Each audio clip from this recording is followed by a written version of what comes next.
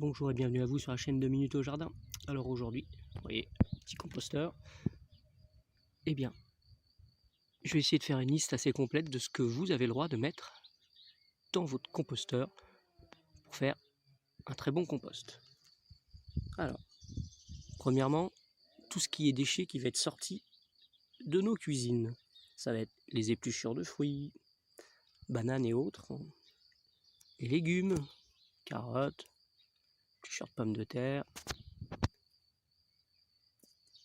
le marc de café, les sachets de thé, les filtres en papier, les coquilles d'œufs, ainsi que les restes alimentaires, du pain, la viande, mais attention aux excès de ces derniers. Il faut faire attention donc de ne pas trop en mettre. Après, on va parler de tout ce qui est tonte de gazon et feuilles. Alors j'insiste, les feuilles qui n'ont pas de maladie. Il faudra faire aussi attention au degré d'acidification de certains feuillages. Je vous rappelle par exemple que le chêne est très acide. Puis il y a aussi d'autres feuillages qui se décomposent beaucoup plus lentement, donc il faut faire attention. On ne peut pas tout mettre non plus si on veut l'avoir rapidement. Pensez aussi une petite chose à mettre un activateur de compost tous les 20 à 30 cm de déchets, si vous voulez que ça se décompose plus vite. Et oui, je vous rappelle qu'en fait, pour que ça se décompose vite, on a besoin d'oxygène, de nourriture, et puis de tous ces petites bêtes qui vont décomposer. Voilà, et puis de l'eau aussi pour activer la chose. Après donc, on mettra tout ce qui est déchets de notre vie quotidienne, du journal. Mais attention de ne pas mettre les journaux colorés. On pourra mettre les bouquets fanés, les sciures de bois non traitées, j'insiste, les mouchoirs en papier, les sopalins, les cendres de cheminée qui contiennent potasse et calcium, donc important pour le rééquilibrage du pH dans le sol.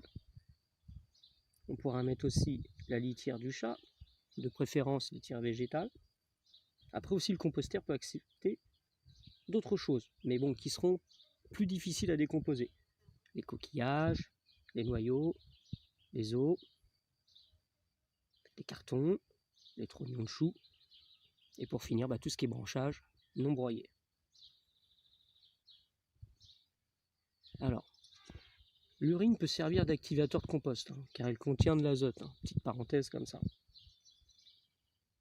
Et puis bon, je vais finir tout simplement en vous disant que quoi que vous mettiez au compost, il faudra essayer d'avoir un rapport C sur N, c'est-à-dire carbone sur azote, égal à 20 ou 25, ce serait le top pour votre potager quand vous allez donc le mélanger après à votre terre. Et puis, on va éviter dans ce compost de mettre du plastique, du verre, des métaux et les cailloux. Vous faites tout ce qui est inorganique. Voilà.